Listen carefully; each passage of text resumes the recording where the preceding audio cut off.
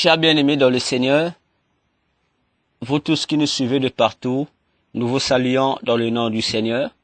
Je suis votre humble serviteur, le docteur Véracité KTN, et je suis heureux encore de vous retrouver ce soir dans notre émission Mystère du Ciel, une émission où la vérité n'est que la vérité, où rien n'est caché, où nous dévoilons la vérité comme il se doit. Et ce soir encore, comme j'ai souvent l'habitude de le dire, et je l'ai écrit dans l'un de mes livres, que silence sans conscience déroute du bon sens. Ce soir, nous allons partager quelque chose d'important avec vous, quelque chose qui a pour thème comprendre le mariage et l'égalité entre l'homme et la femme. Dans les sociétés africaines, le mariage devient une grande source d'enrichissement pour certaines familles. Vu la façon dont la pauvreté ronge l'Afrique, ce riche et béni continent pourtant, la paresse et la haine excitent certaines familles à se venger sur les mariages de leurs filles. Et l'africanisme atteste que cela est une normalité, soi-disant, parce que ce sont les parents qui font que nos femmes deviennent ce qu'elles sont aujourd'hui. Certains parents vont même jusqu'à augmenter le prix de la dot, parce qu'ils ont beaucoup souffert et dépensé pour leurs filles. Et d'autres parents disent que c'est en guise de récompenser les parents qu'ils haussent ce prix. Il s'avère fort bien, toutefois, que toute cette paperasse d'arguments ne tient pas debout, du fait que le mariage n'a rien de concert avec les dépenses ou les difficultés que nous rencontrons lorsque nous élevons nos filles. Le mariage est un don de Dieu, et lors de son institution, Dieu n'a pas tenu compte des dépenses ou des travaux qu'il a effectués pour façonner la femme et pour lui donner comme conjointe à l'homme. En effet, Dieu a créé le mariage pour 3 buts essentiels: la soutenance, la gouvernance et la reproduction, selon Genèse chapitre 1, les versets 26 jusqu'au verset 31. Parlant de la soutenance, il faut dire que Dieu a reconnu que seul l'homme ne pouvait pas accomplir les tâches qu'il lui a données, car 2 valent mieux qu'1. Quant à la gouvernance, il est clair de dire que c'est au couple adamique que Dieu avait donné le pouvoir de dominer sur toute sa création terrestre, c'est-à-dire à l'homme et à sa femme. Contrairement aux antiféministes qui voient Satan partout, nous certifions que l'égalité entre l'homme et la femme a bel et bien le droit de s'établir sur cette terre. Les rapports d'inégalité entre les deux ne résident que dans le foyer conjugal, parce que là, à l'intérieur, l'homme est le chef de la femme et celle-ci lui est soumise d'après la Genèse chapitre 3, le verset 16. En dehors du domaine conjugal, du cadre marital, l'inégalité entre l'homme et la femme n'existe pas, raison pour laquelle dans la maison de Dieu, il n'y a pas cette inégalité entre ces deux sexes. Ne lisons-nous pas la parole de Dieu à propos? La foi étant venue, nous ne sommes plus sous ce pédagogue, car vous êtes tous fils de Dieu par la foi en Jésus-Christ. Vous tous qui avez été baptisés en Jésus-Christ, vous avez revêtu Christ. Il n'y a plus ni juif ni grec, il n'y a plus ni esclave ni libre, il n'y a plus ni homme ni femme, car tous vous êtes un en Jésus-Christ. Et si vous êtes à Christ, vous êtes donc la postérité d'Abraham, héritier selon la promesse, comme le déclare le livre de Galates. Alors, au lieu d'adhérer aux dires des consciences sans conscience et aux théologies antiféministes, il est préférable d'ouvrir la parole de Dieu et de la lire à cœur sincère. En ce sens où cette parole de Dieu parle en long et en large des femmes qui ont été des élites des nations, des femmes qui ont été ouintes reines, des femmes qui ont eu à exercer le même ministère prophétique que Moïse et les autres prophètes que nous connaissons bien. Même dans les civilisations antiques, dans lesquelles la femme n'était qu'un objet sans valeur, nous rencontrons des héroïnes, des femmes qui ont marqué l'histoire, telles les Amazones du Dahomey. Même actuellement, il y a dans le monde des nations dans lesquelles les chefs d'État sont des femmes. Où est donc le péché? Les idéologies qui limitent la profession de la femme au sein domestique sont des idées perverses qui ne favorisent pas la construction des nations telles voulues par Dieu au commencement, car elles excluent l'un des principes de l'émergence de la création, la femme.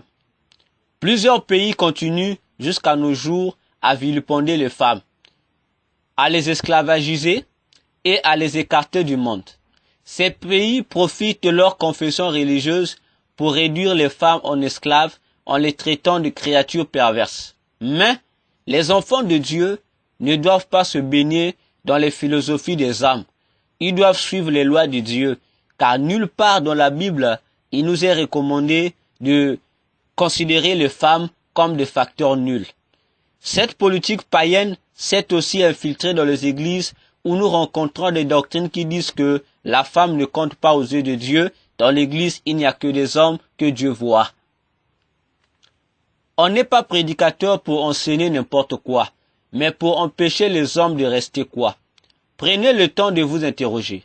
Si la femme était nulle aux yeux de Dieu, ou si elle n'avait pas de valeur, pourquoi dans l'ancienne alliance, l'Éternel se permis d'oindre les femmes des prophètes? Pourquoi dans le Nouveau Testament, la mission d'annoncer en premier la résurrection de Jésus au monde et même aux apôtres fut-elle confiée aux femmes? Pourquoi Dieu n'a-t-il pas fait de Jésus la sémence de l'homme pour faire de lui simplement la sémence de la femme? La femme n'est pas une créature sans valeur, comme vous le prétendez, mais elle a de l'importance tant aux yeux de Dieu qui l'a créée que devant l'humanité qu'elle ne cesse d'enrichir du jour au lendemain. Si c'est à cause de la séduction d'Ève que vous détestez les femmes, sachez aussi que c'est grâce à la femme que nous avons le salut de nos âmes aujourd'hui au nom de Jésus-Christ. Plusieurs pays continuent jusqu'à nos jours à vilipender les femmes, à les esclavagiser et à les écarter du monde. Ces pays profitent, comme nous l'avons dit, de leur confession religieuse pour réduire les femmes en esclavage en les traitant de créatures perverses.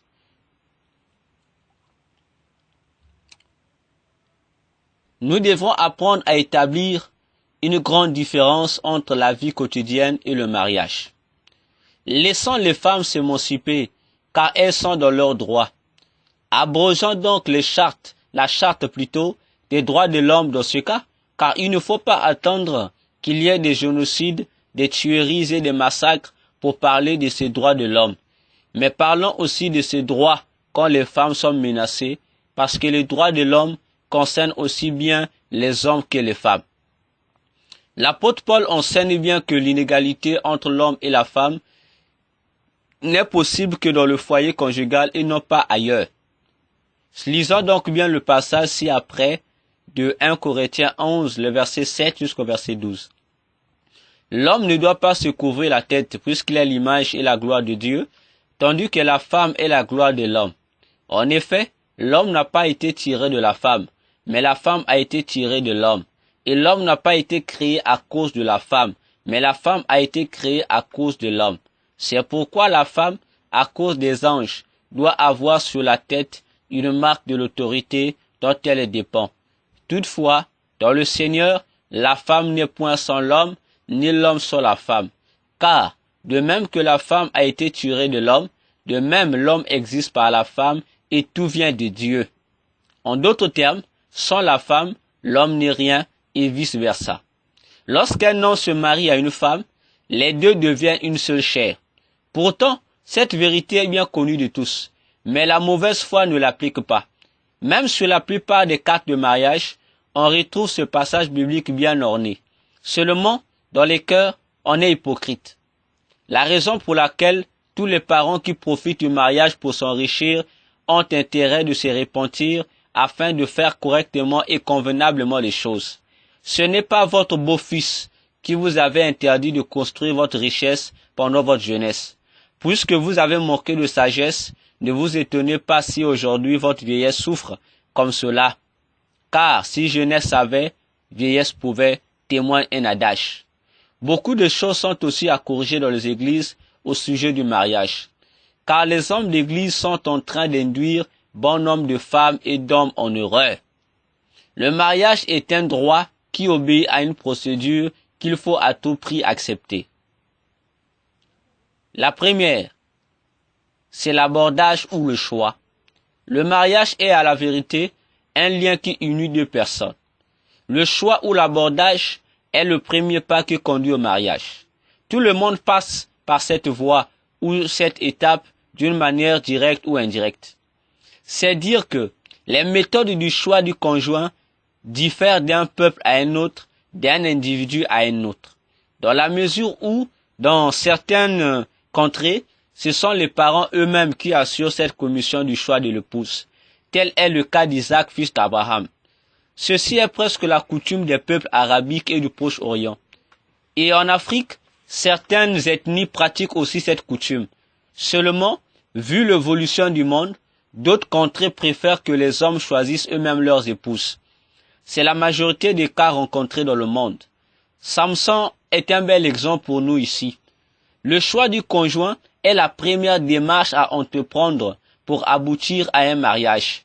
Parce que les mariages sont choix, comme ceux imposés par les familles et par les colons lors de la traite des Noirs, sont injustes et destructifs.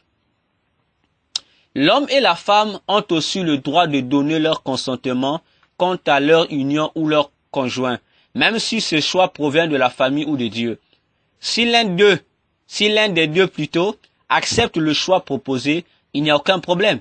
Mais si l'un des conjoints n'apprécie pas ce choix, cela ne servira à rien de leur imposer nos dictatures traditionnelles ou de les médire parce que le mariage n'est pas une affaire de tradition, d'autorité parentale ou du forcing.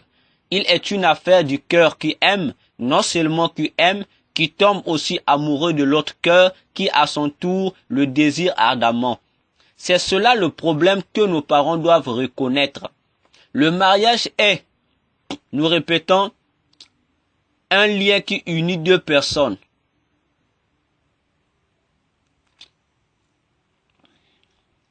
Les pasteurs aussi, en effet, ont intérêt de reconnaître cela, car à cause d'eux, il y a des mariages à contre-cœur, des mariages imposés et des mariages non agréés. Les pasteurs se cachent derrière le nom de Dieu pour imposer des conjoints aux gens dans les églises, tandis que Dieu n'a rien dit. Or, ce choix que le pasteur appelle choix de Dieu n'est pas réellement le choix de Dieu, mais leur propre choix. Force est de dénoncer que le choix du pasteur n'est pas mon choix. Même Dieu ne choisit jamais des maris ou des épouses pour ses enfants contre leur volonté. Il leur donne toujours ce qu'ils désirent. Le Dieu de la Bible n'est pas une figure imposante pour obliger qui que ce soit d'épouser tel homme ou telle femme. Et Jacques dit, ne vous y trompez pas mes frères bien-aimés, toute grâce excellente et tout don parfait descendent d'en haut du Père des Lumières, chez lequel il n'y a ni changement, ni ombre de variation. Il y a un mal, pour finir, que les pasteurs dans les églises sont invités à comprendre. Aborder une femme, c'est ce que nous appelons aussi par draguer une femme. Que Dieu vous bénisse. Il vit dans mon cœur, il est puissant, je le proclamerai.